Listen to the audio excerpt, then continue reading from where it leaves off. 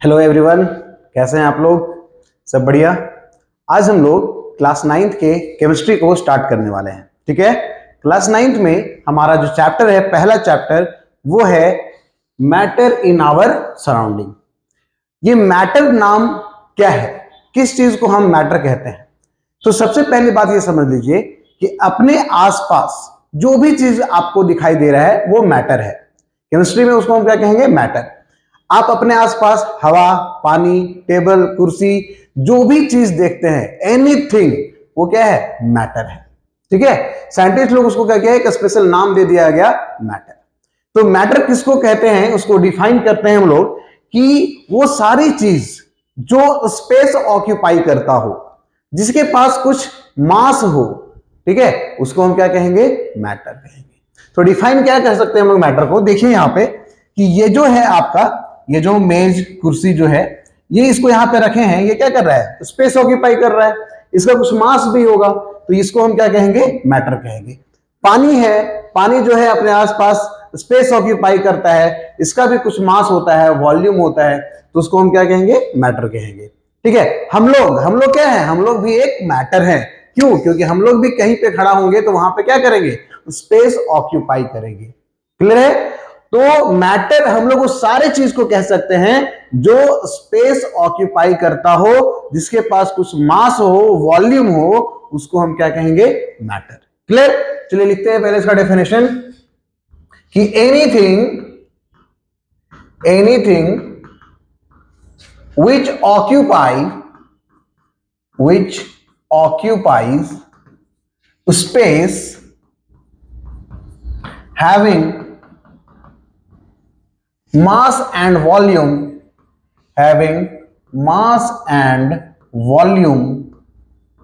is called matter। उसको हम matter कहेंगे। किसको कहेंगे? जो चीज, कोई भी चीज जो स्पेस ऑक्यूपाई करता हो, जिसके पास मास हो, वॉल्यूम हो, उसको हम मैटर कहेंगे। क्लियर? आइए अब हम लोग समझते हैं कि मैटर जो है वो कितने तरह का होता है। ठीक है, तो मैटर को क्लासिफाई कैसे किया गया है? Classification of matter. क्लियर? तो मैटर को दो पार्ट में क्लासिफाई किया गया है। पहला फिजिकल क्लासिफिकेशन और दूसरा केमिकल क्लासिफिकेशन। ये फिजिकल क्लासिफिकेशन और केमिकल क्लासिफिकेशन क्या है? जैसे इसको एग्जांपल से समझते हैं। आपके बहुत सारे ग्रुप में बहुत सारे लोग होंगे, ठीक? बहुत लोगों को आप उसके फिजिकल अपीयरेंस से जानते होंगे कि वो बहुत स्मार्ट है, बहुत सुंदर है। ठीक है, बहुत लोग जो सुंदर नहीं है, लेकिन क्या है, उसका नेचर बहुत अच्छा है, स्वभाव बहुत अच्छा है, वो अंदर से बहुत अच्छा आदमी है। क्लियर? तो दो तरह से हम लोग देखते हैं लोगों को। एक ऊपरी बनावट या ऊपरी तरीका क्या है उसका देखने का, उसको हम बोलेंगे फिजिकल क्लासिफिकेशन। और वो अंदर से कैसा है, नेचर में कैसा है, उसको हम क्या कहते हैं? Chemical classification. तो मैटर को भी उसी तरह से दो पार्ट में क्लासिफाई किया गया कि देखने में कैसा है और फिर वो अंदर से कैसा है। ठीक है, बाहरी उसकी रूपरेखा क्या है, बाहरी स्ट्रक्चर क्या है, और अंदर से उसका नेचर कैसा है। तो ये दो चीजों के तहत दो अलग अलग तरह से मैटर को क्या किया गया है? डिवाइड किया गया है। तो क्लासिफिकेशन ऑफ मैटर में देखिए, फिजिकल क्लासिफिकेशन में मैटर को तीन पार्ट में बांटा गया है। पहला क्या है? सॉलिड, दूसरा क्या है? लिक्विड, और तीसरा क्या है? गैस। क्लियर? केमिकल क्लासिफिकेशन में मैटर को दो पार्ट में बांटा गया, pure substance and mixture. Pure substance and mixture. Pure substance को फर्दर क्लासिफाई किया गया एलिमेंट और कंपाउंड में। मिक्सचर को दो पार्ट में डिवाइड किया गया, होमोजेनियस और हेट्रोजीनियस में। एलिमेंट तीन तरह का बोला गया है, मेटल, नॉन मेटल और मेटालॉइड। हम लोग इस सारे चीजों को एक एक करके बहुत अच्छे से पढ़ेंगे। चैप्टर 1 में आपको फिजिकल क्लासिफिकेशन के बारे में पढ़ना है, और हम लोग जब चैप्टर 2 में जाएंगे तो हम लोग को केमिकल क्लासिफिकेशन के बारे में पढ़ना है। तो हम लोग आज ये फिजिकल क्लासिफिकेशन जो है, सॉलिड, लिक्विड, गैस, इस चीज के बारे में स्टडी करते हैं। चलिए आगे बढ़ते हैं। आपका सबसे पहला है कि प्रॉपर्टीज ऑफ मैटर क्या है। हम तो जानते हैं कि मैटर क्या है, कि anything which occupy space having mass volume is called matter. Classification भी मैटर का हम लोग देख लिए हैं, फिजिकल के आधार पे सॉलिड, लिक्विड और गैस। केमिकल क्लासिफिकेशन के आधार पे प्योर सब्सटेंस और मिक्सचर। अब हम लोग यहां पे बात करेंगे कि कोई भी अगर मैटर है तो उसका क्या प्रॉपर्टीज है जनरल, जो सारे मैटर्स में मिलेगा हमको देखने के लिए। चलिए प्रॉपर्टीज ऑफ मैटर का बात करते हैं। सबसे पहला प्रॉपर्टी का डिस्कशन करते हैं कि मैटर जो है, matters are made up of, matters are made up of smallest particle. Matter जो है वो बहुत स्मॉलेस्ट पार्टिकल से बना हुआ होता है, बहुत छोटे छोटे पार्टिकल से जो है मैटर बना हुआ है। आप क्या देखते हैं, कभी ब्लैक बोर्ड पे व्हाइट चौक से लिखते हैं, जब लिखेंगे तो वो छोटे छोटे छोटे छोटे पार्टिकल्स जो है वो गिरता है उससे। वो क्या है, वो स्मॉलेस्ट पार्टिकल है जिससे वो चौक जो है वो बना है। हर चीज, जैसे हम लोग क्या बोलते हैं, बॉडी जो है हमारा वो सेल से बना हुआ है, ठीक है। तो सेल क्या हुआ, उसका सबसे छोटा पार्टिकल्स हुआ किसका, बॉडी का। उसी तरह से जो भी मैटर्स हैं वो भी क्या है, बहुत छोटे छोटे पार्टिकल्स से बने हुए हैं, जिस छोटे छोटे पार्टिकल्स को हम एटम कहते हैं।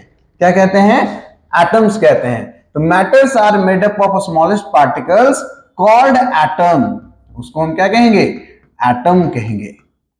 ये बात याद रखिएगा। एटम अगर कोई आपसे पूछेगा तो आप क्या बोलिएगा कि smallest particles of matter is called atom, ठीक है। अब आइए दूसरे चीज समझते हैं।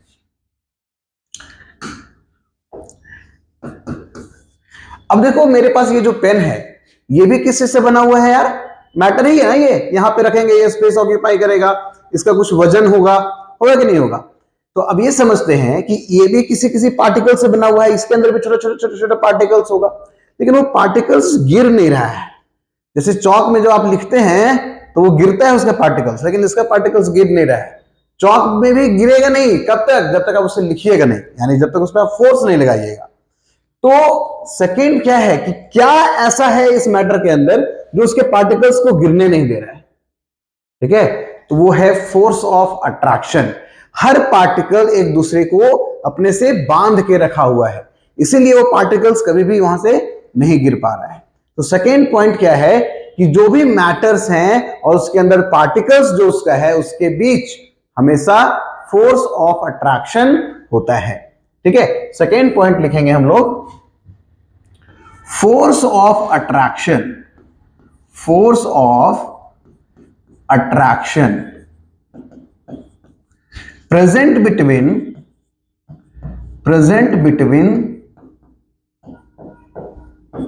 particles of matter, particles of matter, force of attraction present होता है, ठीक है। देखिए मैटर्स में फोर्स ऑफ अट्रैक्शन प्रेजेंट होता है पार्टिकल्स के बीच। अब ये दो तरह का फोर्स ऑफ अट्रैक्शन होता है। आइए समझते हैं कि क्या ये दो तरह का फोर्स ऑफ अट्रैक्शन है। पहला फोर्स को हम क्या बोलते हैं, adhesive force of attraction, adhesive force. और दूसरा जो है उसको हम बोलते हैं कोहेसिव फोर्स, कोहेसिव फोर्स। अब ये एडहेसिव फोर्स क्या है और कोहेसिव फोर्स क्या है, ठीक है। आप कभी मार्केट में गए होंगे और जब फेविकॉल खरीद के आए होंगे तो उस फेविकॉल के डब्बे के ऊपर एडहेसिव लिखा हुआ रहता है, ठीक है। तो ये एडहेसिव क्या है और कोहेसिव क्या है, ये एक फोर्स ऑफ अट्रैक्शन है। आइए समझते हैं कैसा फोर्स ऑफ अट्रैक्शन है। अब देखिए फिर से हम एक चौक का एग्जांपल लेते हैं। आप जब चौक ले रहे हैं तो उसके अंदर क्या है, चौक का पार्टिकल्स है, और चौक के पार्टिकल्स के बीच जो है वो क्या है, फोर्स ऑफ अट्रैक्शन है। क्लियर है बात यहां तक। अब देखिए ये आपका क्या है, ये आपका एक चौक है। अब इस चौक के अंदर क्या है, छोटा छोटा पार्टिकल्स है, छोटा छोटा पार्टिकल्स है। तो ये भी किसका पार्टिकल है, चौक का। किसका पार्टिकल है, चौक का। और ये भी किसका पार्टिकल है, चौक का। ये भी किसका भी पार्टिकल है, चौक का। और हर पार्टिकल्स के बीच क्या है, फोर्स ऑफ अट्रैक्शन है। इसके बीच फोर्स ऑफ अट्रैक्शन है, इसके बीच फोर्स ऑफ अट्रैक्शन है, इसके बीच फोर्स ऑफ अट्रैक्शन है। यानी ये जो पार्टिकल्स हैं वो क्या है, सिमिलर टाइप ऑफ पार्टिकल्स हैं, और वो किसके हैं, चौक के हैं, ठीक है। तो इसके फोर्स ऑफ अट्रैक्शन को हम बोलते हैं कोहेसिव फोर्स, कोहेसिव फोर्स। को का मतलब हुआ कॉमन, और कॉमन का मतलब सेम। तो सेम पार्टिकल्स के बीच अगर फोर्स ऑफ अट्रैक्शन होगा तो उसको हम बोलेंगे कोहेसिव फोर्स। अब क्या करेंगे कि ये चौक लेंगे, उससे ब्लैक बोर्ड पे लिख देंगे, और जब आप ब्लैक बोर्ड पे लिख दीजिएगा तो वो ब्लैक बोर्ड में चौक का पार्टिकल चिपक जाएगा।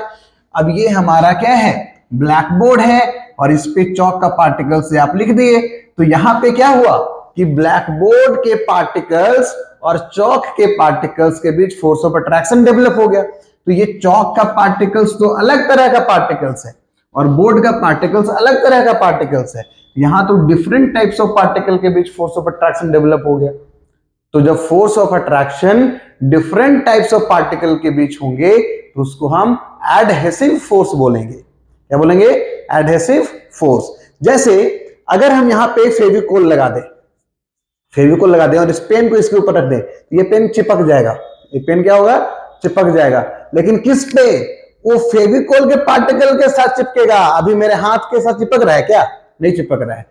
तो फेविकोल का पार्टिकल तो अलग ही पार्टिकल है, और इसका पार्टिकल तो अलग पार्टिकल है। तो डिफरेंट टाइप्स ऑफ पार्टिकल के बीच अगर फोर्स ऑफ अट्रैक्शन डेवलप होता है तो उसको हम बोलते हैं एडहेसिव फोर्स। क्लियर है यहां तक? तो हम लोग लिखेंगे इसको force of attraction, force of attraction between different types of particles, force of attraction between different types of particles, उसको हम क्या बोल रहे हैं, एडहेसिव फोर्स। और कोहेसिव फोर्स किसको बोल रहे हैं, force of attraction between same type of particle, force of attraction between same type of particles. ठीक है, समझ में आ गया बात कि मैटर जो है वो स्मॉलेस्ट पार्टिकल से बना हुआ होता है। ये मैटर है, ये स्मॉलेस्ट पार्टिकल से बना हुआ है। इसके अंदर बहुत छोटा छोटा पार्टिकल्स है। ठीक है, जिस छोटे छोटे पार्टिकल्स को आप क्या कह रहे हैं, एटम कह रहे हैं। ठीक है, सेकेंड पॉइंट क्या कहता है कि ये जो पार्टिकल्स हैं, ये जो आपके एटम्स हैं, उसके बीच क्या होंगे, फोर्स ऑफ अट्रैक्शन होंगे। क्या होंगे, फोर्स ऑफ अट्रैक्शन होंगे। अब फोर्स ऑफ अट्रैक्शन कितने तरह का, दो तरह का, एडहेसिव फोर्स और कोहेसिव फोर्स। एडहेसिव फोर्स किसको बोला जाता है, डिफरेंट टाइप्स ऑफ पार्टिकल के बीच का फोर्स ऑफ अट्रैक्शन, और कोहेसिव फोर्स बोला जाता है similar types of force of attraction, similar types of particle के बीच फोर्स ऑफ अट्रैक्शन। ठीक है, अब इसको जो है आगे हम लोग और प्रॉपर्टीज के बारे में देखेंगे क्या है। चलिए देखते हैं आगे हमारा थर्ड पॉइंट क्या कहता है। हमारा थर्ड पॉइंट जो है वो क्या कहता है कि जो पार्टिकल्स होंगे उसके बीच हमेशा वैकेंट स्पेस होता है। पार्टिकल्स के बीच क्या होता है, वैकेंट स्पेस होता है। तो हम लोग लिखेंगे कि vacant space present between, vacant space present between particles of matter, particles of matter। क्या है कि पार्टिकल्स के बीच वैकेंट स्पेस होता है। चलिए अब इस चीज को हम लोग एक एग्जांपल से समझते हैं कि ये चीज कैसे वेरीफाई होगा। ठीक है, कि पार्टिकल्स के बीच क्या है, वैकेंट स्पेस है। आप क्या कीजिए, एक गिलास में पानी ले लीजिए, एक गिलास में पानी ले लीजिए, ले लिए पानी, है ना, अभी मत लीजिए, बाद में लीजिएगा। इसमें हम लोग क्या ले लिए, पानी ले लिए। अब यहां समझते हैं, अगर हमारे घर में, मान लो हमारे घर में कुछ गेस्ट आते हैं, और मान लो 3 गेस्ट आ गए। कितने गेस्ट आ गए, 3 गेस्ट आ गए, और आपको उनको शरबत पिलाना है। तो आप जब 3 गेस्ट के लिए शरबत बनाएंगे तो 3 गिलास पानी लेंगे। ठीक है, और 3 गिलास पानी में क्या डालेंगे, चीनी डालेंगे। तो जब आप इसमें शुगर ऐड करते हैं, जब चीनी को इसमें ऐड करते हैं, तो क्या 3 गिलास पानी से 4 गिलास पानी हो जाता है, नहीं होता है, 3 गिलास ही पानी रहता है। इसका मतलब ये चीनी कहां गया, चीनी पानी के अंदर, पानी के पार्टिकल्स के बीच जो वैकेंट स्पेस था वहां शिफ्ट हो गया है। ठीक है, इसलिए पानी का अमाउंट नहीं बढ़ा। ठीक है। अब इसी चीज को इस तरह से समझो कि इसमें यहां से यहां बालू भर दो, सैंड, सैंड भर दो। अब इसके ऊपर शुगर डालो तो देखो लेयर जो है यहां तक आ जाएगा। क्यों? क्योंकि इसके बीच वैकेंट स्पेस नहीं था, इसलिए पार्टिकल्स में नहीं जा पाया, इसलिए ये ऊपर उठ गया, वॉल्यूम बढ़ गया। समझिए बात को। यानी यहां पे क्या कह रहा है कि लिक्विड के पार्टिकल्स के बीच वैकेंट स्पेस था, जिसमें ये शुगर का पार्टिकल्स जाके शिफ्ट हो गया, है ना। तो इस बात से हमको ये पता चलता है ना कि हमारे ये लिक्विड के पार्टिकल्स के बीच क्या है, वैकेंट स्पेस है। आप पूरे एयर में आप आराम से चल पाते हैं, ठीक है। चल पाते हैं क्यों? क्योंकि हवा के पार्टिकल्स के बीच क्या है, वैकेंट स्पेस है। अगर इसके बीच वैकेंट स्पेस नहीं रहता तो आप क्या होते, टकरा जाते। जैसे आप दीवार की तरफ जाइएगा तो दीवार से टकरा जाइएगा। क्यों? क्योंकि दीवार में बीच स्पेस नहीं है आपको क्रॉस करने के लिए। हवा में आप चले जाते हैं क्योंकि हवा के पार्टिकल्स के बीच क्या है, वैकेंट स्पेस है।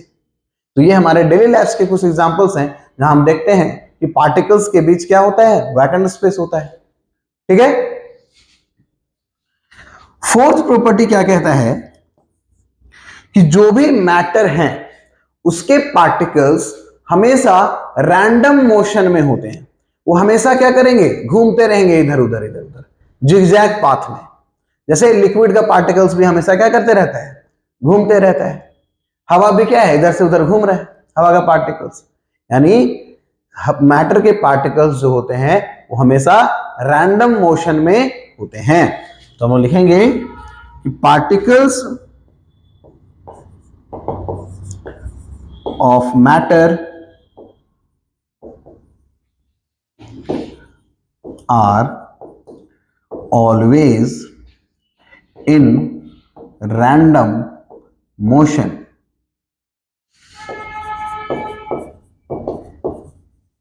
ठीक है। तो ये हम लोग का जनरल प्रॉपर्टीज हो गया किसका, मैटर का। कि मैटर जो है स्मॉलेस्ट पार्टिकल से बना है, जिसको हम क्या कहते हैं, एटम। एटम्स के बीच फोर्स ऑफ अट्रैक्शन होता है, ठीक है। वो दो तरह का होता है, एडहेसिव फोर्स और कोहेसिव फोर्स। एडहेसिव फोर्स जो डिफरेंट टाइप्स ऑफ पार्टिकल्स के बीच हो, कोहेसिव फोर्स जो सेम टाइप ऑफ पार्टिकल्स के बीच हो। वैकेंट स्पेस प्रेजेंट रहेगा हमेशा पार्टिकल्स के बीच में, और आपका क्या है, पार्टिकल्स हमेशा मोशन में रहेंगे, मूव करते रहेंगे। फिर आप बोलिए सर सॉलिड का पार्टिकल तो मूव ही नहीं करता है, वो तो एक ही जगह पे रहता है कि नहीं। दिमाग में आएगा ना आपके ये चीज। लेकिन सॉलिड के पार्टिकल्स मूव तो नहीं करते हैं, लेकिन अपने ही जगह पे वाइब्रेट करते रहते हैं। अपने ही जगह पे क्या करते रहते हैं, वाइब्रेट करते रहते हैं। यानी हमेशा थोड़ा थोड़ा से मूव करते रहेगा उसका पार्टिकल्स। यानी मोशन तो है ना, वाइब्रेशनल मोशन है, उसमें वाइब्रेट कर रहा है वो, ठीक है। रुका हुआ तो नहीं है, वो मूव कर रहा है। बस हवा और पानी के जैसे दूर दूर तक मूव नहीं कर पा रहा है। अब ये सब क्यों नहीं होता है वो आगे हम लोग डिटेल में पढ़ेंगे, ठीक है। चलिए आगे बढ़ते हैं। अब हमारा आता है states of matter. States of matter जो है वो कितने तरह का है, मेनली तीन तरह का है, सॉलिड, लिक्विड और गैस, ठीक है। इसके बाद दो स्टेट्स और आ गया, प्लाज्मा स्टेट और बोस-आइंस्टाइन कंडेंसेट। तो उसको हम लोग बाद में पढ़ेंगे। अभी हम लोग सॉलिड, लिक्विड, गैस के बारे में बात करते हैं। ये जो आपका सॉलिड है, किसको कहेंगे, सॉलिड, ठीक है। तो सॉलिड हम लोग उस तरह के मैटर्स को कहते हैं जिसका शेप हमेशा फिक्स होता है। शेप हमेशा क्या होता है, फिक्स। तो लिखेंगे मैटर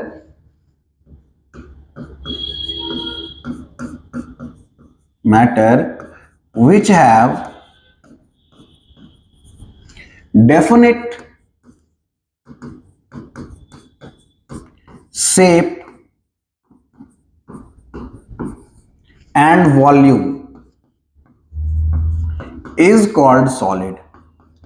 जिस मैटर का शेप और वॉल्यूम फिक्स होगा उसको हम कहेंगे सॉलिड, ठीक है। और जिस मैटर का वॉल्यूम तो फिक्स होगा लेकिन शेप फिक्स नहीं होगा उसको हम बोलेंगे लिक्विड। तो इसका डेफिनेशन क्या होता है कि matter which have definite volume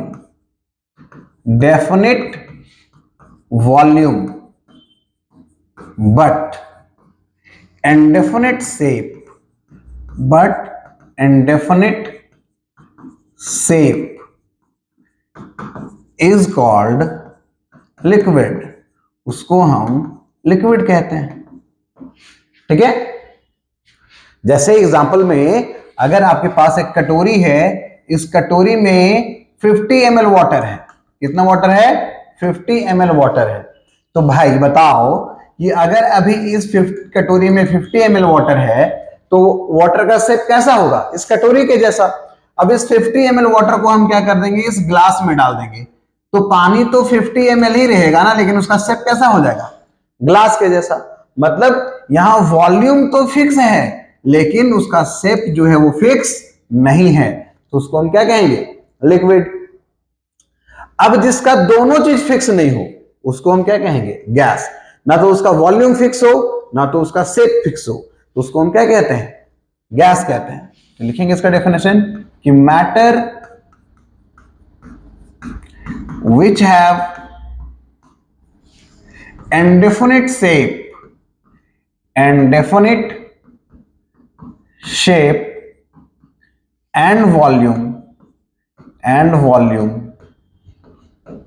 is called gas, उसको हम क्या कहेंगे? गैस कहेंगे।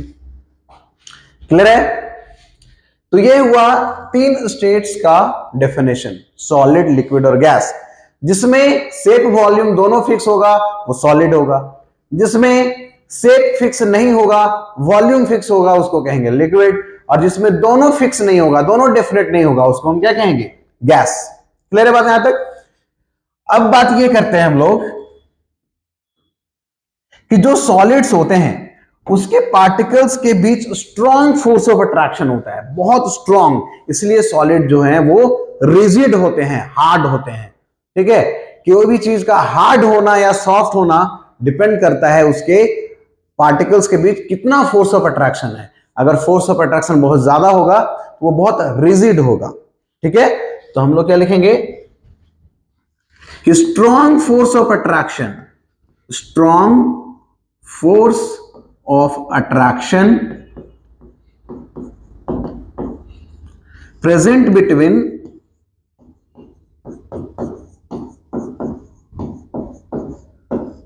particles of solid।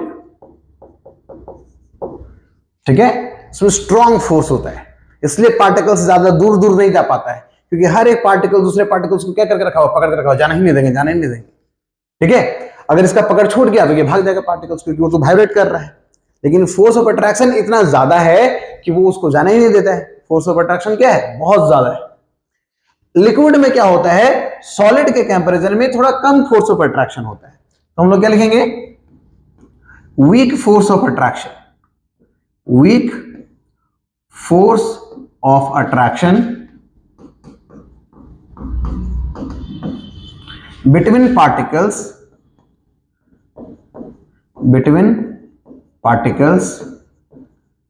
as compared to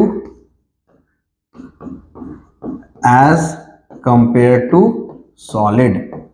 ठीक है, सॉलिड के कंपैरिजन में इसमें थोड़ा सा कम फोर्स ऑफ अट्रैक्शन होता है, और फोर्स ऑफ अट्रैक्शन कम होने की वजह से लिक्विड का पार्टिकल एक जगह से दूसरी जगह पे क्या करता है? फ्लो कर जाता है।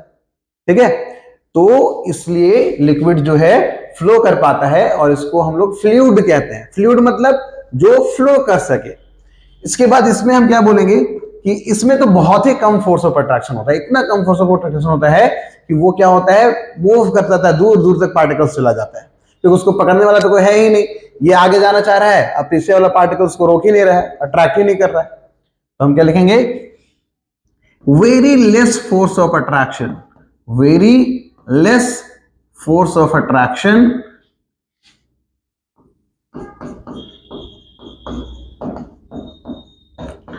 present between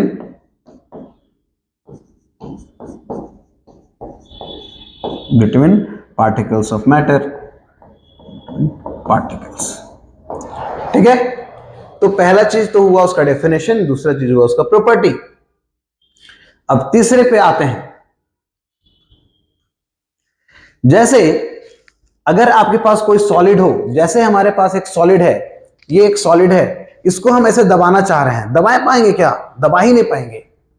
कंप्रेस करना बोलते हैं इसको। अगर हम किसी चीज को ऐसे प्रेशर लगाएं और वो दब जाए तो हम बोलते हैं कि वो कंप्रेसिबल है, वो उसको हम कंप्रेस कर सकते हैं, ठीक है। लेकिन सॉलिड को कर सकते हैं क्या? नहीं कर सकते हैं। अब क्यों नहीं कर सकते हैं, सो समझते हैं।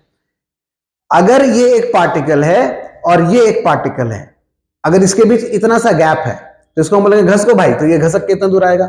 अब मान लो कि एक ऐसा सिचुएशन है कि ये एक पार्टिकल इसके बीच कोई गैप नहीं, बोलेंगे घस को, कहां घसकेगा, दबेगा ही नहीं। इसका मतलब क्या है कि आपका जो सॉलिड है उसके पार्टिकल्स के बीच में स्पेस नहीं होता है। अब स्पेस नहीं होता है तो जब हम पार्टिकल को धक्का देते हैं, दबाते हैं, तो वो दबता ही नहीं है, क्योंकि उसके बीच जगह ही नहीं है अंदर जाने का, ठीक है। तो हम क्या लिखेंगे? Very less vacant space present between particle, so solids are incompressible. इसको हम कंप्रेस नहीं कर सकते, इनकम्प्रेसिबल, इसलिए सॉलिड को कंप्रेस नहीं किया जा सकता है। इसमें क्या होता है कि सॉलिड से थोड़ा ज्यादा वैकेंट स्पेस होता है, ठीक है। लिखेंगे more vacant space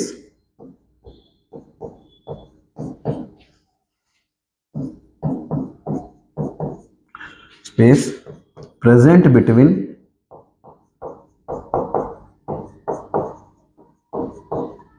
particles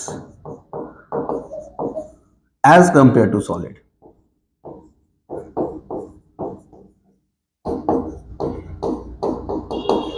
as compare to solid. और इसमें क्या होता है कि बहुत ही ज्यादा वैकेंट स्पेस होता है, इतना ज्यादा कि जब हम गैस को क्या करते हैं, प्रेशर लगाते हैं, तो गैस के मॉलिक्यूल्स पास आ जाते हैं, ठीक है। क्या लिखेंगे? लार्ज वैकेंट स्पेस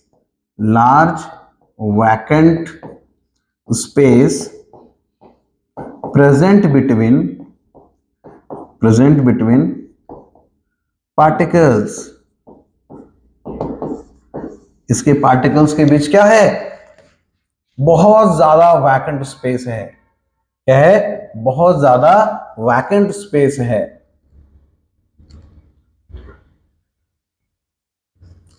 ठीक है। तो ये हुआ यार हम लोग का सॉलिड, लिक्विड और गैस। इसके कुछ और प्रॉपर्टी हैं जिसके बारे में हम लोग अभी डिस्कस करते हैं कि क्या प्रॉपर्टी है, सो देखिए।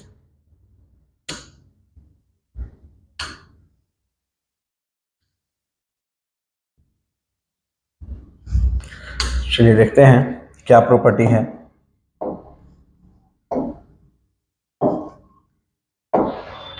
तीन प्रॉपर्टी हो गया। हम लोग क्या बोले कि मैटर का जो पार्टिकल्स होता है वो हमेशा क्या करते रहता है? मूव करते रहता है। लेकिन सॉलिड के पार्टिकल्स जो होंगे वो अपने जगह पे क्या करेंगे? वाइब्रेट करेंगे। तो लिखेंगे particles of solid are vibrate. Particles of solid are vibrate at their mean position, और इसी वजह से इसके पास काइनेटिक एनर्जी बहुत कम होता है। अब बोलिएगा काइनेटिक एनर्जी क्या है? तो जिस एनर्जी के कारण कोई ऑब्जेक्ट मूव कर रहा है उसको हम काइनेटिक एनर्जी बोलते हैं। अब ये पार्टिकल्स बहुत कम मूव कर रहा है, इसलिए इसके पास लेस काइनेटिक एनर्जी होगा। क्या होगा? इसके पास लेस काइनेटिक एनर्जी होगा। के का मतलब काइनेटिक एनर्जी, ठीक है। लिखेंगे particles of liquid are in random motion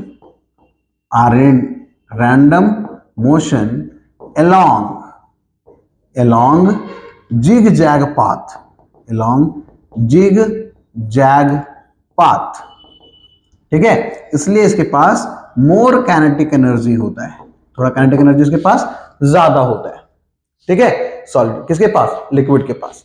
इसके पार्टिकल्स जो होंगे वो रैंडमली मूव करेंगे जिगजैग पाथ में, इधर उधर, ठीक है। उसके बाद सॉलिड जो गैस है उसके भी पार्टिकल्स क्या होते हैं, रैंडम मोशन में होते हैं। इसके पार्टिकल्स में मोशन और भी ज्यादा होता है। क्यों ज्यादा होता है? क्योंकि उसके पार्टिकल के बीच फोर्स ऑफ अट्रैक्शन बहुत कम है, इसलिए पार्टिकल्स दूर दूर तक ट्रैवल कर सकता है। ठीक है, क्या लिखेंगे? Particles of gases, particles of gases are also in random motion, are also in random motion, और इसके पास मोस्ट काइनेटिक एनर्जी होता है, सबसे ज्यादा काइनेटिक एनर्जी इसके पास होता है। ठीक है बात है तक? तो ये हम लोग के जनरल प्रॉपर्टीज हैं किसके? सॉलिड, लिक्विड और गैस के। एक बार रिवाइज कर लेते हैं। सॉलिड का क्या होता है? शेप, वॉल्यूम दोनों फिक्स होता है। इसके पार्टिकल्स के बीच स्ट्रॉन्ग फोर्स ऑफ अट्रैक्शन होता है। ठीक है, इसके पार्टिकल्स के बीच वैकेंट स्पेस बहुत कम होता है, और इसके पार्टिकल्स अपने स्पेस पे, अपने जगह पे क्या करते हैं? वाइब्रेट करते हैं। ठीक है, लिक्विड में क्या होता है? इसका वॉल्यूम क्या होता है? फिक्स होता है, लेकिन शेप फिक्स नहीं होता है। इसके पार्टिकल्स के बीच जो है फोर्स ऑफ अट्रैक्शन थोड़ा कम होता है, क्योंकि वैकेंट स्पेस पार्टिकल के बीच थोड़ा ज्यादा हो जाता है। दूरियां जब बढ़ जाते हैं ना पार्टिकल्स के बीच में, तो उसके बीच फोर्स ऑफ अट्रैक्शन कम हो जाता है। दो लोग जब दूर दूर में रहते हैं तो उसके बीच में उतना बॉन्डिंग नहीं होता है, लेकिन वही लोग जो जब साथ में रहते हैं तो उसके बीच बॉन्डिंग ज्यादा रहता है। इसका मतलब कि अगर कोई चीज दूर है तो उसके बीच अट्रैक्शन कम होगा, और अगर वो नजदीक है तो उसके बीच अट्रैक्शन ज्यादा होगा। क्लियर है बात यहां तक? तो पार्टिकल्स इसके क्या होते हैं? थोड़े दूर दूर हो जाते हैं, इसलिए उसमें अट्रैक्शन जो है वो कम हो जाता है। इसके पार्टिकल्स जो हैं वो हमेशा मोशन में रहेंगे, एक जगह से दूसरे जगह ट्रैवल कर सकते हैं। कोई पूछे आपसे कि क्यों ट्रैवल कर सकते हैं, तो उसका रीजन है कि उसके भी पार्टिकल्स के बीच फोर्स ऑफ अट्रैक्शन जो है वो कम होता है। गैस में ना तो वॉल्यूम फिक्स है, ना तो शेप फिक्स है। इसके पार्टिकल्स के बीच बहुत बहुत कम फोर्स ऑफ अट्रैक्शन होता है, नेग्लिजिबल होता है। इसके पार्टिकल्स के बीच वैकेंट स्पेस बहुत ज्यादा होगा, और ये पार्टिकल्स जो हैं वो बहुत दूर दूर तक मूव कर सकते हैं, इसलिए इसके पास काइनेटिक एनर्जी सबसे ज्यादा होता है। क्लियर? तो ये हमारे 3 स्टेट्स ऑफ मैटर हैं, सॉलिड, लिक्विड और गैस। यहां तक लिखेंगे, फिर हम लोग आगे बढ़ेंगे।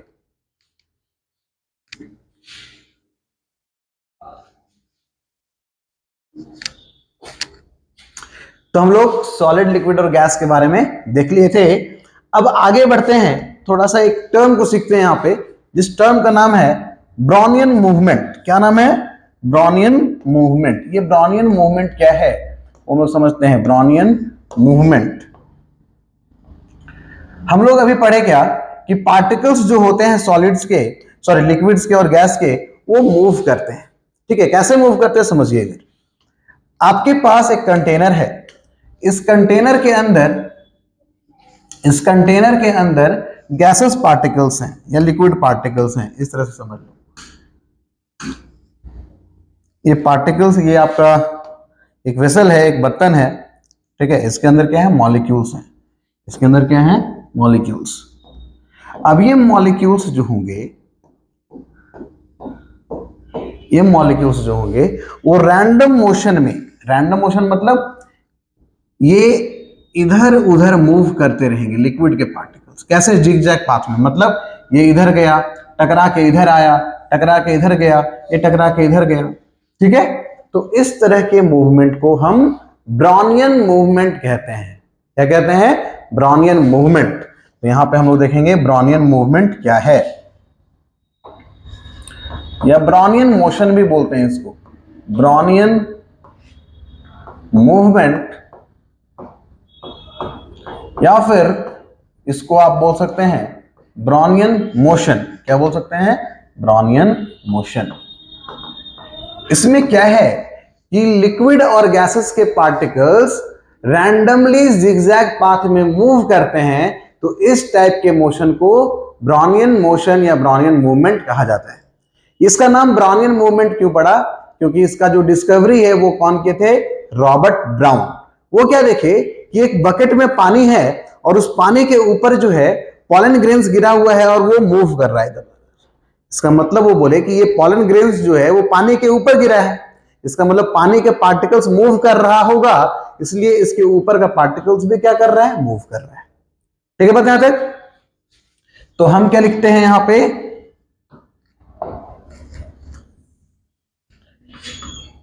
particles of liquid and gases move along zigzag path,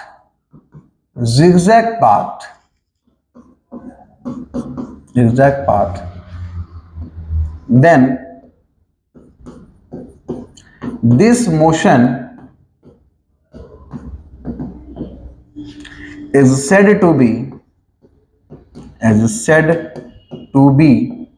Brownian motion.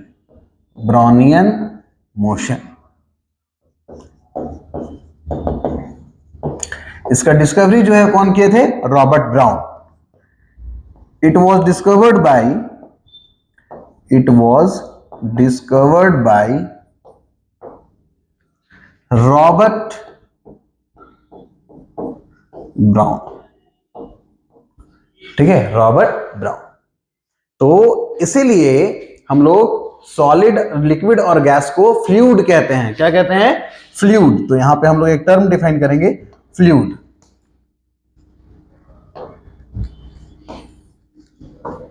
Fluid क्या है? Matter which can flow,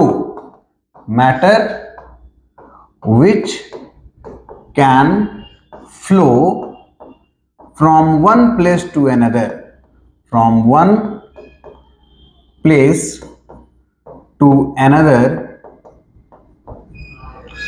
is called fluid. उसको हम क्या कहेंगे? फ्लूइड. एग्जाम्पल में क्या है?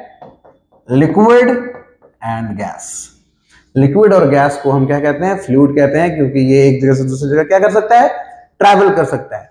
रीजन क्या है? क्योंकि इसके पार्टिकल के बीच फोर्स ऑफ अट्रैक्शन जो है वो बहुत कम होता है. अब जो है नेक्स्ट हम लोग देखेंगे कि सॉलिड, लिक्विड और गैस के अलावा भी हमारा दो अलग स्टेट्स ऑफ मैटर है, प्लाज्मा स्टेट और बोस-आइंस्टाइन कंडेंसेट. ये बोस-आइंस्टाइन कंडेंसेट क्या है? सो देखिए, ये हमारा फोर्थ स्टेट है. ये हमारा क्या है?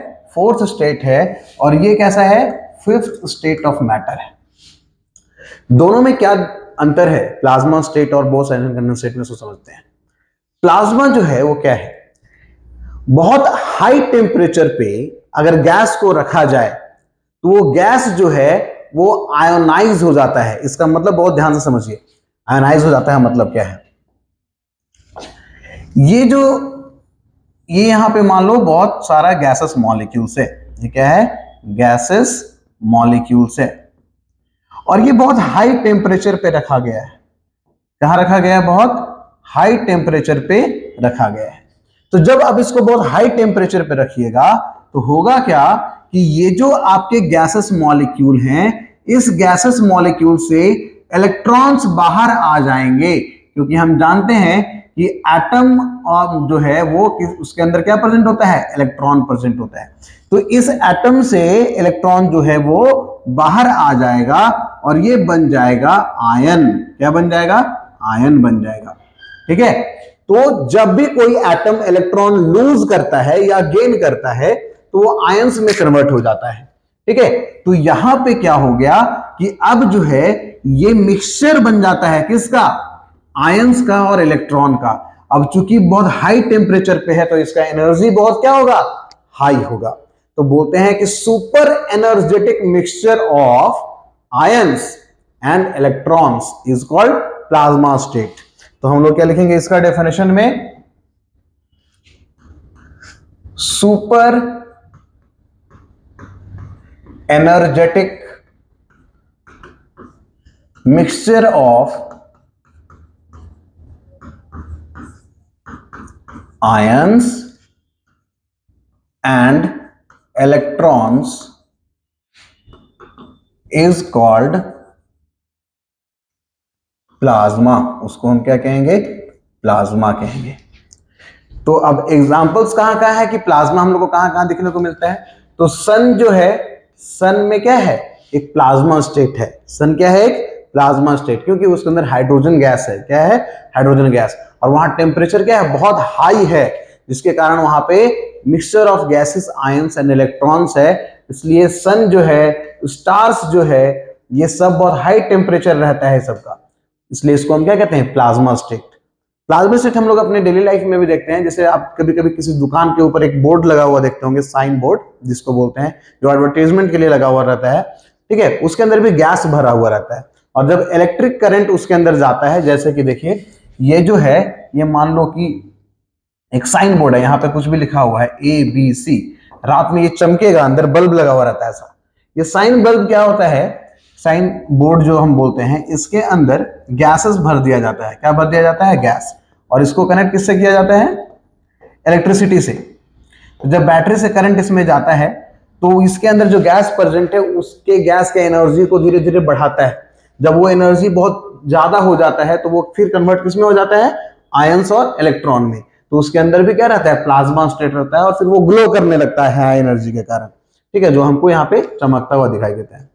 तो ये हमारा प्लाज्मा स्टेट होता है, मतलब super energetic mixture of ions and electrons. अब देखिए ये बोस आइंस्टाइन कंडेंसेट क्या है। बोस आइंस्टाइन कंडेंसेट एक ऐसा स्टेट है जिसमें गैसेस को लो डेंसिटी पे, लो डेंसिटी गैसेस को सुपर आपका बहुत कूल कर दिया जाता है, बहुत ठंडा कर दिया जाता है 0 केल्विन टेम्परेचर पे, है ना, एब्सोल्यूट 0 टेम्परेचर पे उसको ठंडा कर दिया जाता है। तो जितने भी गैसेस होते हैं सबका एनर्जी सेम हो जाता है, ठीक है। तो उस तरह के स्टेट्स को हम बोस आइंस्टाइन कंडेंसेट कहते हैं। क्यों, क्योंकि इसके बारे में कैलकुलेशन जो है वो सत्येंद्र नाथ बोस, इंडियन साइंटिस्ट थे, 1920 में वो किए थे, और उसको कंफर्म करने वाले साइंटिस्ट अल्बर्ट आइंस्टाइन, इसलिए इस स्टेट्स को बोला जाता है बोस आइंस्टाइन कंडेंसेट। क्या है ये, देखते हैं। ये फिफ्थ स्टेट ऑफ मैटर है, और स्टेट ऑफ मैटर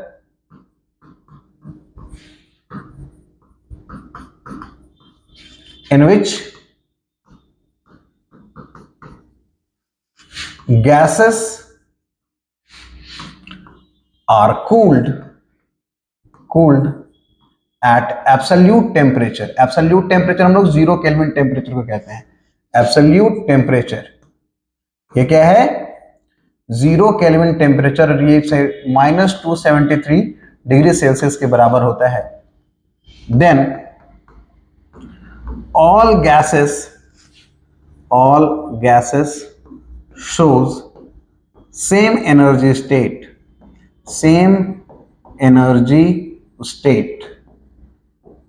तो इसी को हम क्या कहते हैं, बोस आइंस्टाइन कंडेंसेट। बहुत सारे गैस को क्या किया जाता है, ठंडा कर दिया जाता है। कितने टेम्परेचर पे, 0 केल्विन टेम्परेचर पे, यानी -273 kelvin temperature, degree Celsius temperature पे ठंडा कर दिया जाता है। गैसेस का डेंसिटी क्या रखते हैं, लो रखते हैं।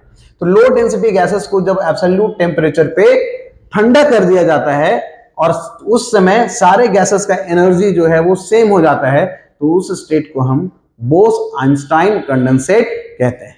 तो ये हमारा 2 स्टेट्स ऑफ मैटर है, प्लाज्मा स्टेट और बोस आइंस्टाइन कंडेंसेट। अब जो है हम लोग आगे बढ़ते हैं। अब हमारा टॉपिक है inter conversion of states of matter. मतलब क्या है कि क्या जो सॉलिड लिक्विड गैस है उसको हम एक दूसरे में कन्वर्ट कर सकते हैं, सॉलिड को लिक्विड में चेंज कर सकते हैं, लिक्विड को सॉलिड में चेंज कर सकते हैं कि नहीं कर सकते हैं, ठीक है। तो इस चीज को हम लोग आगे पढ़ेंगे। तो हमारा ये डायग्राम देखिए, ये है आपका सॉलिड, ये है लिक्विड और ये है गैस। हम स्टेट्स ऑफ मैटर को चेंज कर सकते हैं। कैसे चेंज कर सकते हैं, तो टेम्परेचर चेंज करके और प्रेशर चेंज करके। देखिए क्या है,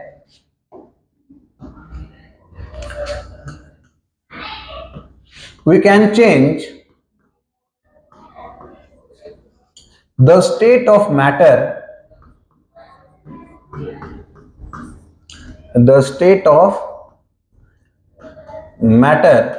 by changing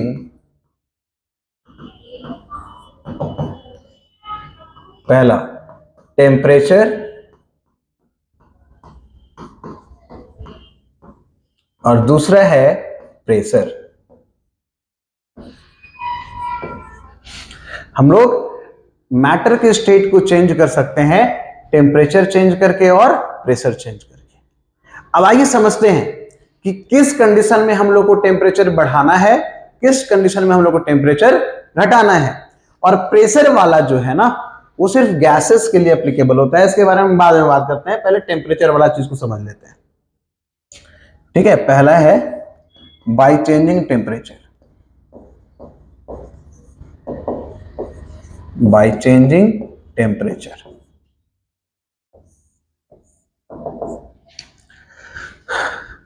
अब देखिए हम लोग तीन स्टेट्स पढ़े। क्या क्या पढ़े तीन स्टेट्स में? सॉलिड, लिक्विड और गैस। इस सॉलिड लिक्विड गैस में हम लोग क्या देखे कि सॉलिड में पार्टिकल्स जो हैं वो बहुत क्लोजली पैक्ड हैं, बहुत सटे सटे हैं, इसके बीच वैकेंट स्पेस नहीं है, वैकेंट स्पेस नहीं है इसके पार्टिकल्स के बीच में, एकदम सटा सटा है। ठीक है, अब लिक्विड में जो है, लिक्विड में जो है पार्टिकल्स जो हैं वो थोड़े दूर दूर होंगे, पार्टिकल्स जो हैं वो थोड़े दूर दूर होंगे, ये दूरियां बढ़ गई दोनों के बीच, पार्टिकल्स के बीच देखो। और गैस में जो है वो और ही ज्यादा दूरी है पार्टिकल्स के बीच, कोई भी पार्टिकल्स को किसी से मतलब नहीं है, सब दूर दूर है, ये लो दूर दूर है। ठीक है, अब आप अपना दिमाग लगाइए, हम बोले कि आपको सॉलिड को लिक्विड में कन्वर्ट करना है। ठीक है, सॉलिड को लिक्विड में कन्वर्ट करना है, तो देखो सॉलिड और लिक्विड में क्या फर्क है। सॉलिड के पार्टिकल्स बहुत क्लोजली पैक्ड हैं और लिक्विड के पार्टिकल्स थोड़े दूर दूर हैं। ठीक है, तो हमको क्या करना है, इसको लिक्विड में चेंज करना है, यानी जो पार्टिकल सटा सटा है उसको दूर दूर करना है। अगर कोई लोग, दो लोग हमेशा साथ साथ रह रहा है ना, और उसको अगर दूर करना है तो आप तरह तरह का दिमाग ले आए, क्या करें ऐसा कि उसको दूर कर दें। तो दूर करने के लिए वो दोनों के बीच जो बॉन्डिंग है, दोनों के बीच जो अट्रैक्शन है जिसके कारण वो दोनों हमेशा साथ में रह रहा है, उसको खत्म कर दीजिए। वो अट्रैक्शन खत्म कर दीजिएगा तो वो अपने आप क्या हो जाएगा, दोनों दूर हो जाएगा, क्योंकि अट्रैक्शन की वजह से ही दोनों साथ साथ है। ठीक है, तो इसके अट्रैक्शन को तोड़ने के लिए क्या करेंगे, हम यहां से इसको गर्म करना स्टार्ट करेंगे, इसको हम क्या करेंगे, गर्म करना स्टार्ट करेंगे। ठीक है, सपोज मान लो, ऐसा एग्जांपल समझो कि ये दो दोस्त है ना, दो दोस्त समझ रहे हैं ना, एक लड़का है और एक लड़की है। ठीक है, अब ये दोनों हमेशा साथ साथ रह रहा है, दोनों के बीच बहुत अच्छा रिश्ता है, प्रेम संबंध है, बहुत अच्छा, साथ साथ हमेशा रह रहा है। ये बात जो है वो तीसरे वाले को पसंद नहीं आ रहा है, बेटा ये दोनों साथ में रह रहा है ना, इसको तीसरे वाले को पसंद नहीं आ रहा है, तो अब क्या करेगा ये, अब ये क्या करेगा कि ऐसा काम किया जाए कि इस दोनों के बीच जो अट्रैक्शन है उसी को खत्म कर दो। बेटा कैसे करेंगे, तो क्या करेंगे कि ये आदमी क्या करेगा, इसके पास जाके इसको क्या कहेगा, भड़काएगा, इसके बारे में कुछ गलत सलत बात कहेगा, जिसके कारण इसके मन में क्या होगा, नफरत पैदा होगा, तो इसके बीच अट्रैक्शन धीरे धीरे क्या हो जाएगा, खत्म हो जाएगा। अब खत्म हो जाएगा तो ये दोनों दूर दूर हो जाएगा, सेम चीज यही है। अब ये चीज करने के लिए बेटा इसका एनर्जी तो लॉस होगा ना, अब ये रोज जा रहा है उसको भड़का रहा है, तो धीरे धीरे इसका एनर्जी क्या होगा, खत्म होगा। तो क्या है, ये एनर्जी दे रहा है अपना इसको दूर करने के लिए, अपना एनर्जी लॉस करके इसके पास जाता है, इसको तरह तरह का बात बताता है, तो जिसके कारण इसका क्या है, रिश्ते के बीच दरार डाल रहा है। तो सेम चीज जो है यहां है कि अगर हमको पार्टिकल्स के बीच दूरियां बढ़ाना है तो हमको एनर्जी देना होगा। क्या देना होगा, एनर्जी। तो एनर्जी जब देंगे तो दोनों के बीच क्या होगा, लड़ाई होगा, लड़ाई होगा और पार्टिकल्स क्या होगा, दूर दूर हो जाएगा। कैसे, सो देखिए ध्यान से समझने की बात कीजिए। ये पार्टिकल्स जो है सटे सटे हैं, आप यहां से टेम्परेचर दे दिए, टेम्परेचर देने से पार्टिकल्स को एनर्जी मिल गया, एनर्जी मिल गया तो ये पार्टिकल्स क्या होने लगेगा, टकराने लगेगा, लड़ने लगेगा, दोनों में टकराएगा टकराएगा टकराएगा, टकराते टकराते इसके बीच का जो फोर्स ऑफ अट्रैक्शन है वो खत्म हो जाएगा। तो खत्म हो जाएगा तो इसके बीच का दूरी जो है वो क्या हो जाएगा, बढ़ जाएगा, और ये सॉलिड किस में कन्वर्ट हो जाएगा, लिक्विड में। यानी अगर आपको फोर्स ऑफ अट्रैक्शन तोड़ना है तो एनर्जी देना पड़ेगा, एनर्जी क्या करना पड़ेगा, देना पड़ेगा। और जब इसको इसमें कन्वर्ट करना हो तो इसको पास लाने के लिए आप उस एनर्जी को क्या कर दीजिए, कम कर दीजिए, जिसके कारण ये फास्ट फास्ट क्या हो रहा था, टकरा रहा था। जब एनर्जी कम कीजिएगा तो इस जिस काइनेटिक एनर्जी से मूव कर रहा था उसका एनर्जी धीरे धीरे कम होगा और ये दोनों क्या होगा, पास पास आएगा। ठीक है, अब लिक्विड को गैस में कन्वर्ट करने के लिए इसके बीच का दूरी और बढ़ाना पड़ेगा, तो आप और गर्म कर दीजिए, इसको और गर्म कीजिएगा तो पार्टिकल्स और दूर दूर चला जाएगा, तो अल्टीमेटली किसमें कन्वर्ट हो जाएगा, गैस में। तो सॉलिड को लिक्विड में बदलने के लिए हीट करेंगे, लिक्विड को गैस में बदलने के लिए भी हीट करेंगे, और उल्टा प्रोसेस करने के समय टेम्परेचर कम करेंगे। जैसे सॉलिड को लिक्विड में बदलने के लिए हम हीट करते हैं, क्या करते हैं, हीट, और इस प्रोसेस को हम बोलते हैं मेल्टिंग। और लिक्विड को सॉलिड में बदलने के लिए हम लोग टेम्परेचर इसको क्या करते हैं, कूल करते हैं, ठंडा करते हैं, और इस प्रोसेस को हम क्या बोलते हैं, फ्रीजिंग। क्या बोलते हैं, फ्रीजिंग। लिक्विड को गैस में कन्वर्ट करने के लिए हम लोग हीट करते हैं, और इस प्रोसेस को बोलते हैं वेपराइजेशन, ठीक है। और गैस को लिक्विड में बदलने के लिए हम लोग कूल करते हैं, टेम्परेचर कम करते हैं, और इस प्रोसेस को बोलते हैं कंडेंसेशन है। सॉलिड को गैस में बदलने के लिए हम लोग टेम्परेचर देते हैं यानी हीट करते हैं, तो इसको हम बोलते हैं सब्लिमेशन। वापस इसको सॉलिड बनाने के लिए हम कूल करते हैं, जिसको बोलते हैं डिपोजिशन। क्या बोलते हैं, डिपोजिशन। तो जब सॉलिड से लिक्विड में आना है हीट करेंगे, लिक्विड को गैस में जाना है हीट करेंगे, गैस आपका सॉलिड को गैस में आना है हीट करेंगे, और उसका रिवर्स करने के लिए क्या करेंगे, कूल करेंगे, ठीक है। अब एक एक करके हम लोग ये मेल्टिंग क्या है, फ्रीजिंग क्या है, वेपराइजेशन क्या है, कंडेंसेशन क्या है, डिपोजिशन क्या है, सब्लिमेशन क्या है, एक एक करके सारे फिनोमेना को अच्छे से पढ़ेंगे। चलिए आगे बढ़ते हैं। नेक्स्ट हमारा है मेल्टिंग, और इसी को बोलते हैं फ्यूजन। मेल्टिंग और फ्यूजन में दोनों सेम प्रोसेस है, ठीक है, और इसका उल्टा प्रोसेस क्या है, फ्रीजिंग। तो आइए समझते हैं क्या है ये। मेल्टिंग क्या है, a process in which solid convert into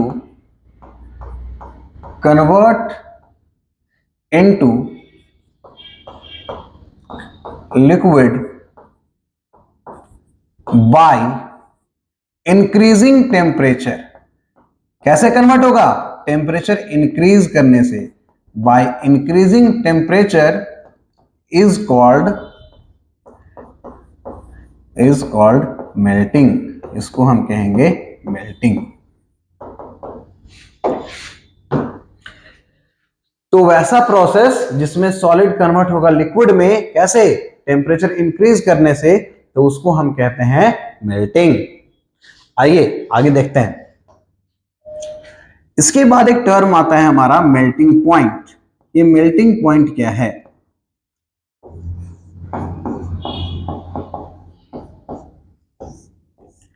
melting point वो टेम्परेचर है जिस टेम्परेचर पे सॉलिड जो है वो लिक्विड में कन्वर्ट होना स्टार्ट होता है। तो लिखेंगे the temperature at which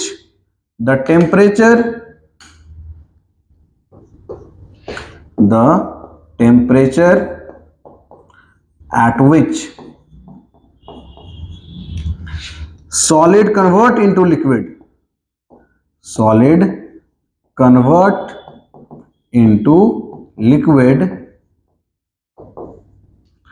is called melting point।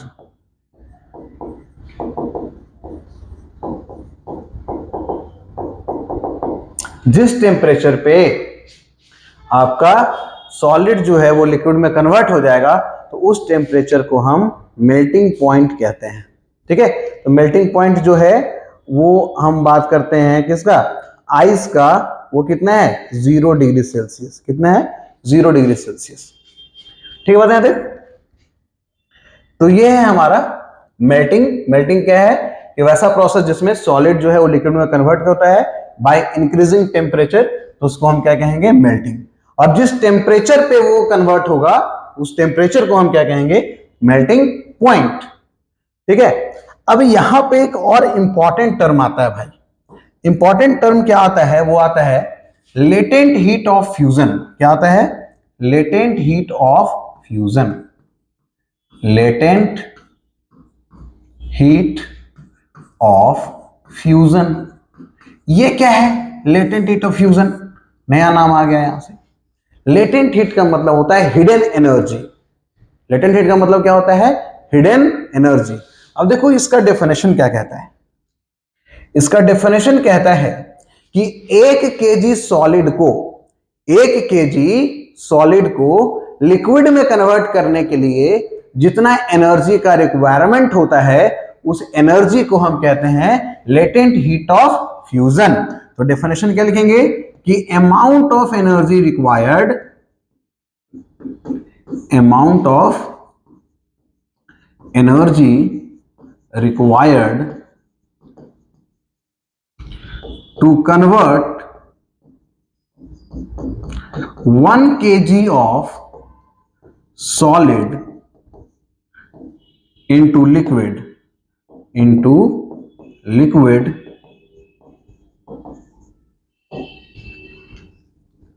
is called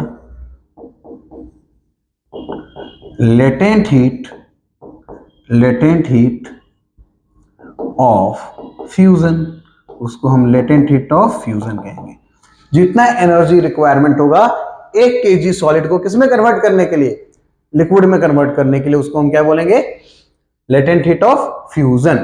इसके बाद आपका ये जो प्रोसेस है क्या है? फ्रीजिंग। तो सिंपल सा बात है कि वैसा प्रोसेस जिसमें लिक्विड सॉलिड में कन्वर्ट होगा बाय डिक्रीजिंग द टेम्परेचर, उसको हम क्या कहेंगे? Freezing point. A process in which liquid convert into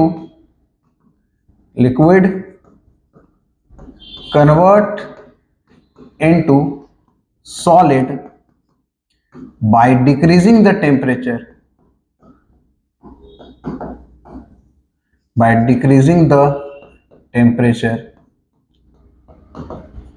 is called freezing, और जिस टेम्परेचर पे कोई भी चीज फ्रीज हो जाएगा, कोई भी लिक्विड सॉलिड में कन्वर्ट हो जाएगा, उसको हम क्या कहेंगे? Freezing point. उसको हम कहेंगे फ्रीजिंग पॉइंट। तो यहां पे हम लोग एक और चीज डिफाइन करेंगे, क्या? Freezing point. चलिए फ्रीजिंग पॉइंट डिफाइन करते हैं। यह है आपका freezing point.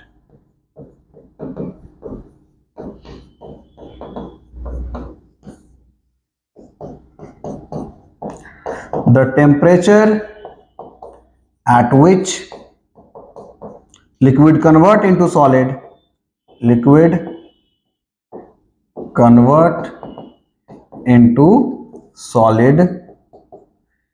is called freezing point, FP, freezing point। ठीक है बात यहां तक? तो ये हमारा हुआ मेल्टिंग, जिसको हम फ्यूजन कहते हैं। इसमें हमारा एक लेटेंट हीट ऑफ फ्यूजन भी है, जिसको क्या बोलते हैं? जितना एनर्जी रिक्वायर होता है किस चीज को? सॉलिड को लिक्विड में कन्वर्ट करने के लिए, उसको हम क्या कहते हैं? लेटेंट हीट ऑफ फ्यूजन कहते हैं। इसको जल्दी से लिखिए, फिर आगे बढ़ते हैं।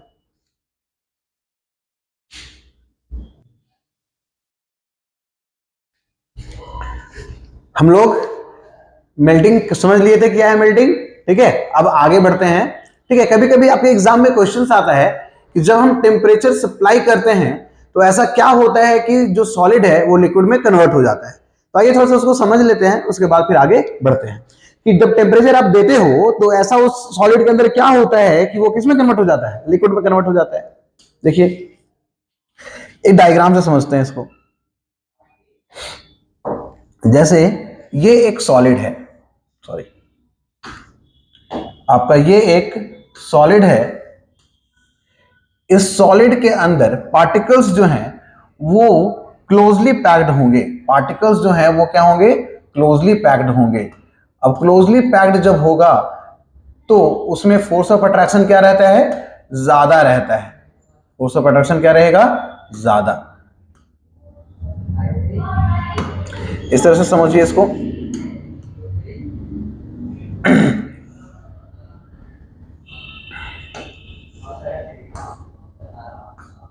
ये आपका सॉलिड के पार्टिकल्स हैं।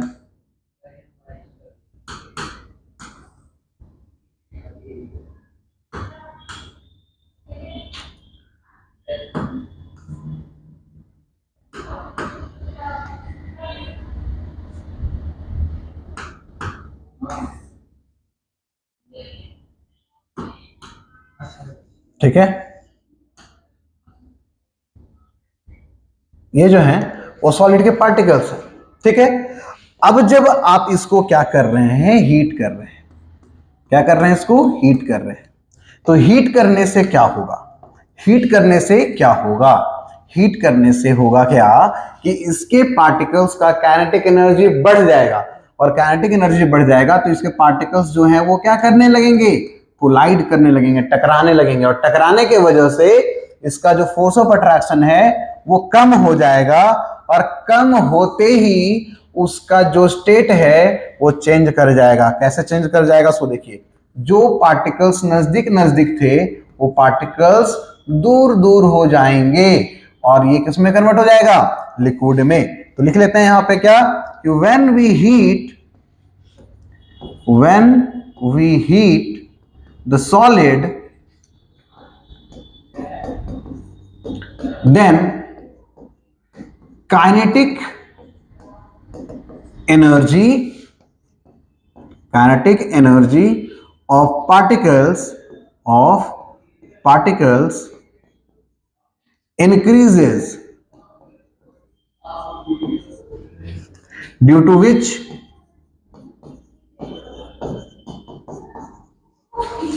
it collide with each other,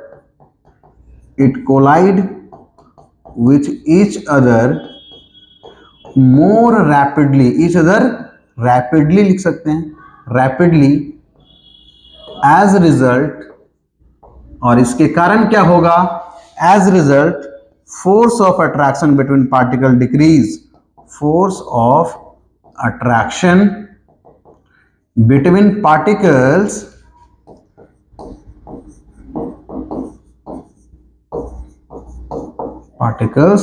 decrease, and ultimately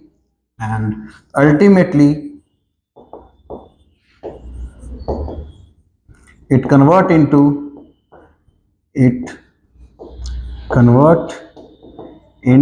liquid।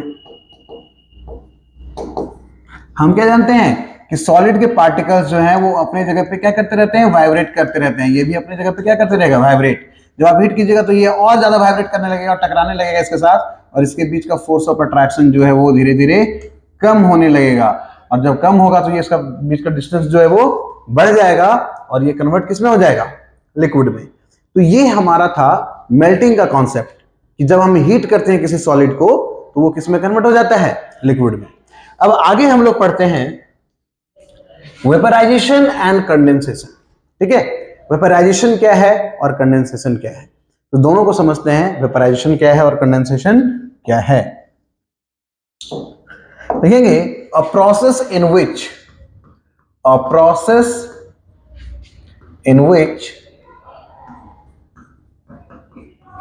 liquid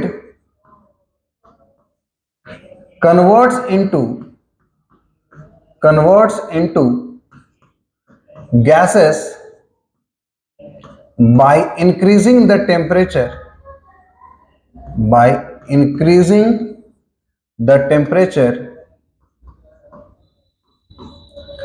under atmospheric pressure, या एट सॉरी इसको ऐसे नहीं लिखेंगे हम लोग, क्या लिखेंगे, by increasing the temperature is called vaporisation,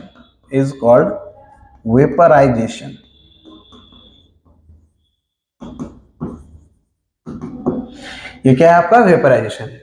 ऐसा प्रोसेस जिसमें लिक्विड जो है वो गैस में कन्वर्ट होगा बाय इंक्रीजिंग द टेम्परेचर, तो उसको हम क्या कहेंगे, वेपराइजेशन कहेंगे। यहां पे एक टर्म डिफाइन करना है कि जिस टेम्परेचर पे लिक्विड गैस में कन्वर्ट होता है उसको हम कहते हैं बॉइलिंग पॉइंट। ये बॉइलिंग पॉइंट क्या है समझते हैं, कि the temperature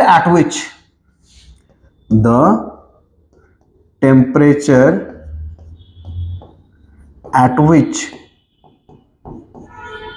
any liquid starts boil is called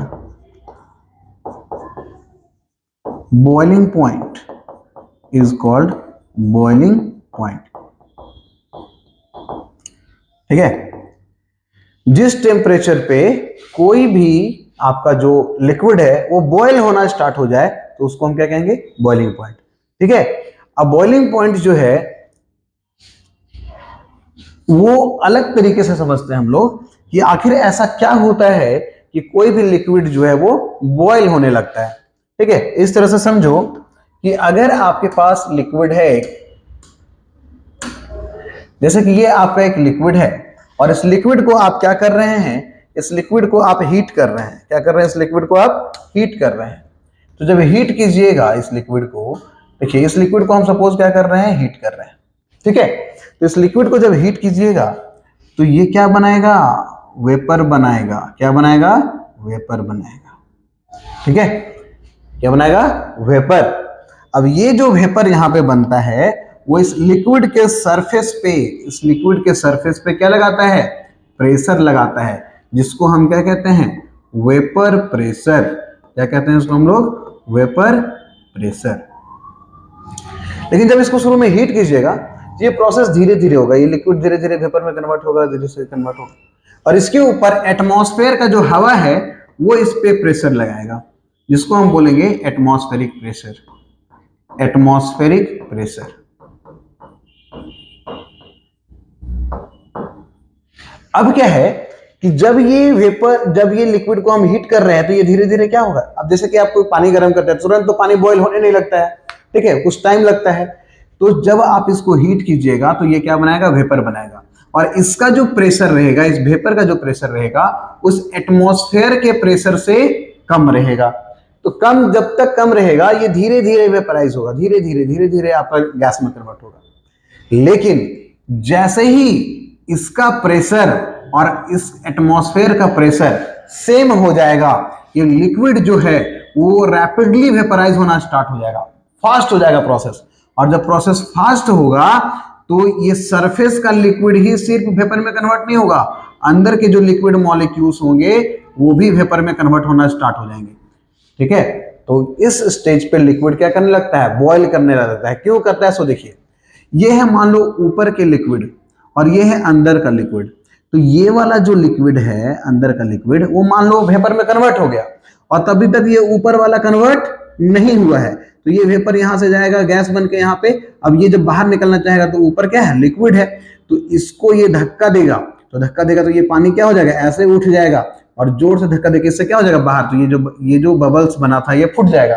तो क्या होता है, इसी को तो बॉइलिंग बोलते हैं, बबल्स बनता है और वो फूट जाता है। क्यों हो रहा है ऐसा, क्योंकि लिक्विड, नीचे का लिक्विड पार्टिकल जो है वो आपका गैस बन गया है और वो गैस बन के बाहर निकलना चाह रहा है, लेकिन ऊपर वाला लिक्विड मॉलिक्यूल्स को बाहर जाने नहीं देगा, तो ये धक्का देगा तो ये पानी का पार्टिकल्स क्या हो जाएगा, ऐसे ऊपर उठ जाएगा, जिसको हम बोलते हैं बबल्स, और जैसे ही इसको धक्का देकर बाहर निकलेगा ये बबल्स फूट जाएगा। ठीक है, बात यहां तक। तो ये कब हो रहा है, जब तुम्हारा एटमॉस्फेरिक प्रेशर और वेपर प्रेशर क्या हो जाएगा, बराबर हो जाएगा। ठीक है, तो लिक्विड बॉयल कब करता है, जब एटमॉस्फेयर का प्रेशर और वेपर का प्रेशर सेम हो जाए। ठीक है, क्या हो जाए, सेम हो जाए, तो उसको हम क्या बोलते हैं, बॉइलिंग पॉइंट। तो इसका एक और डेफिनेशन लिखेंगे हम लोग। ठीक है, अच्छे से क्या लिखेंगे, कि the temperature at which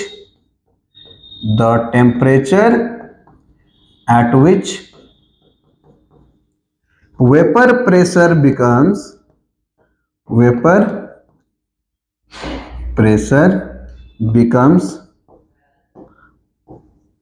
equal to atmospheric pressure,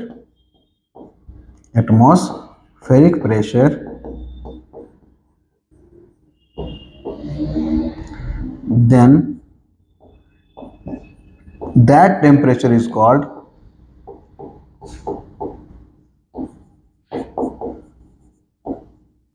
boiling point. उसको हम बॉइलिंग पॉइंट कहेंगे। ठीक है, अब यहां पे जो आता है बात कि जो लिक्विड जो है वो गैस में कन्वर्ट क्यों हो जाता है हीट करने से, तो हम क्या बोलेंगे कि जब लिक्विड को हीट करते हैं तो लिक्विड के पार्टिकल्स का काइनेटिक एनर्जी बढ़ जाता है, और काइनेटिक एनर्जी बढ़ने के कारण उसके बीच का डिस्टेंस जो है वो बढ़ जाएगा, और वो जो है लिक्विड के सरफेस को छोड़ के बाहर जाने लगेंगे और किसमें कन्वर्ट हो जाएंगे, गैस में। ठीक है, चलिए इसको और समझते हैं अच्छे से थोड़ा।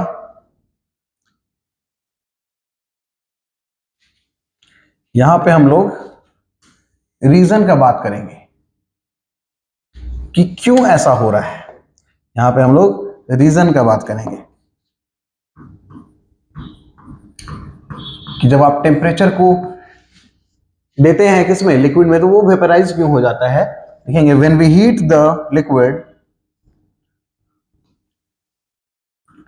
When we heat the liquid, then kinetic energy of particles increase, kinetic energy of particles increase, due to which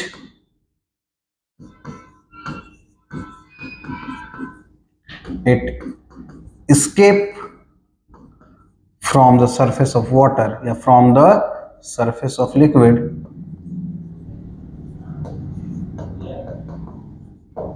and convert into gas.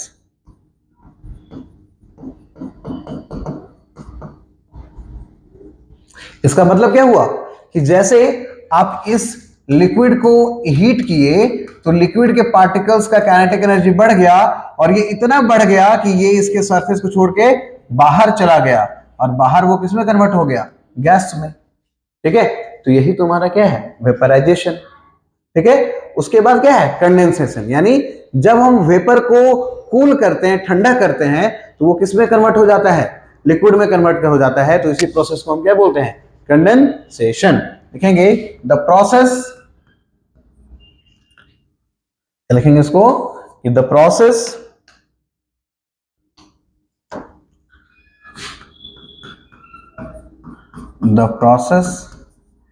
in which liquid, sorry, vapors convert into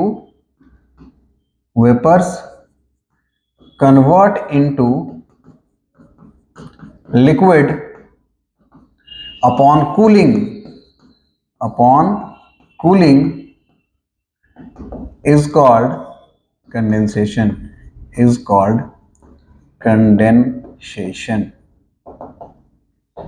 ठीक है, जब हम लोग वेपर को cool करते हैं तो वो लिक्विड में कन्वर्ट हो जाता है, जिस प्रोसेस को हम क्या कहते हैं, कंडेंसेशन कहते हैं।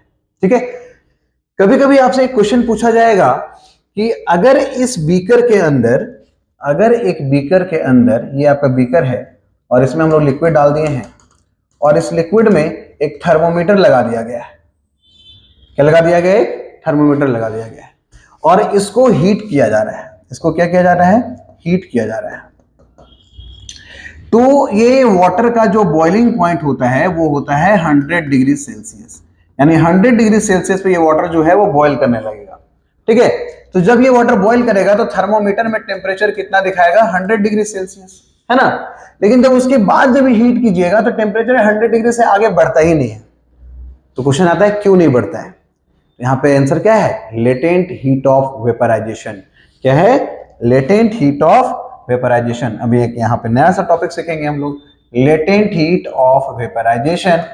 अब हम लोग लेटेंट हीट ऑफ फ्यूजन तो पढ़े अभी, है ना, लेटेंट हीट ऑफ वेपराइजेशन। अब ये लेटेंट हीट ऑफ वेपराइजेशन क्या है, सो समझते हैं।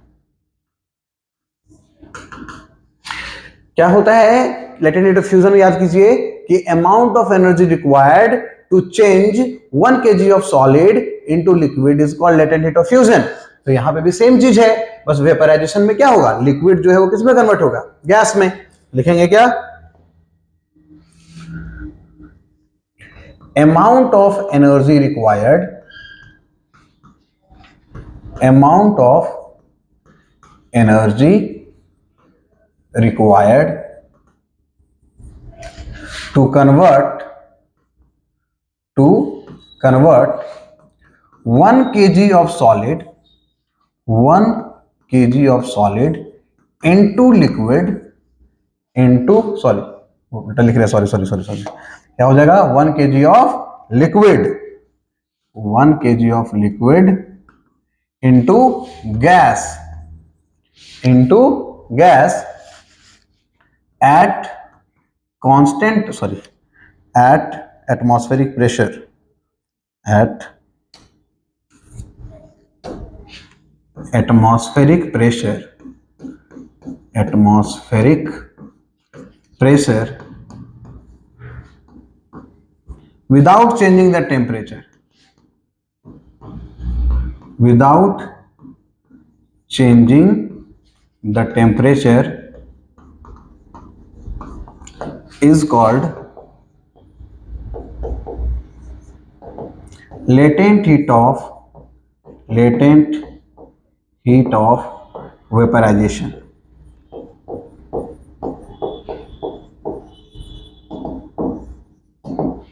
लेटेंट हीट ऑफ वेपराइजेशन क्या है कि 1 kg लिक्विड को गैस में कन्वर्ट करने के लिए, ठीक है, जो हीट रिक्वायर होता है उसी को हम क्या कहते हैं, latent heat of vaporisation.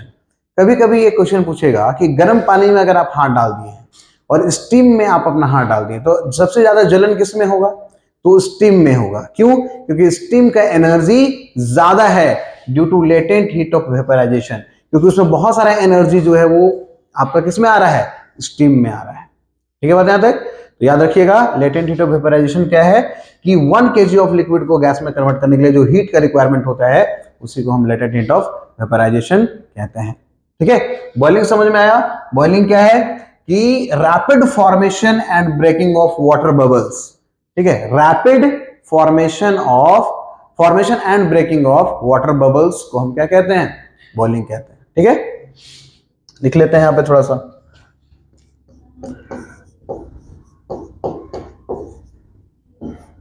Rapid formation and breaking